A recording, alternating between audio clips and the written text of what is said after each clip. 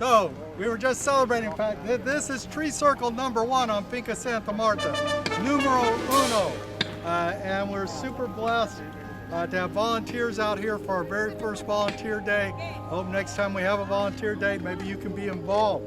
What is going on is that we're digging a 3-foot round, 3-foot deep hole, and then just spreading the dirt out on the soil.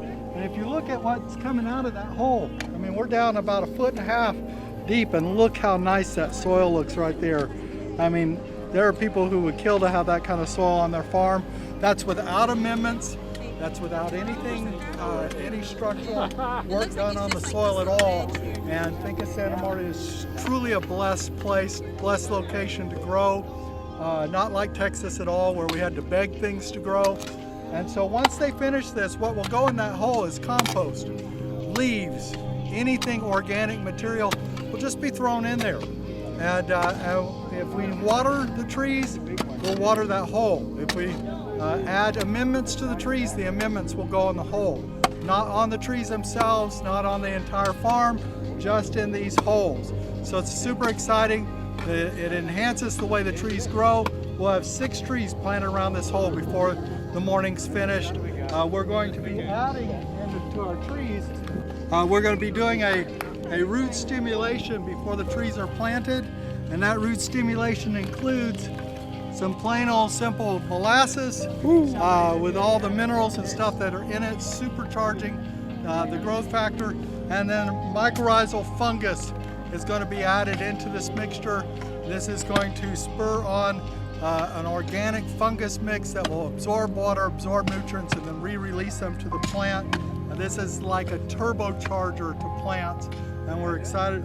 I don't advertise for these guys. I'm not even going to mention their name, but this is a super product, and we're excited about being able to use this on this organic farm and plant trees in a way that there is going to be sustainable. So that's a round hole. The trees will go in an ugly, square, shallow hole. This is the only deep hole that we'll do. Okay. So for the tree, something like this will... That's too deep. Too deep. Too deep, too narrow.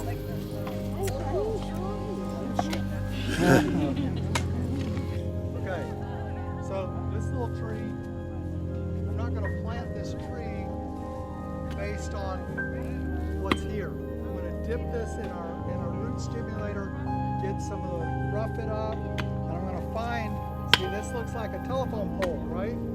There's nothing there. But if we come down in here, somewhere down in there is the beginning of the root flare. And so actually, sorry.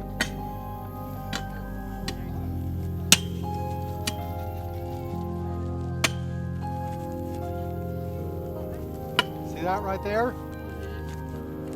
That is actually going to be planted with that exposed. So that's going to be that is going to be the surface of the soil.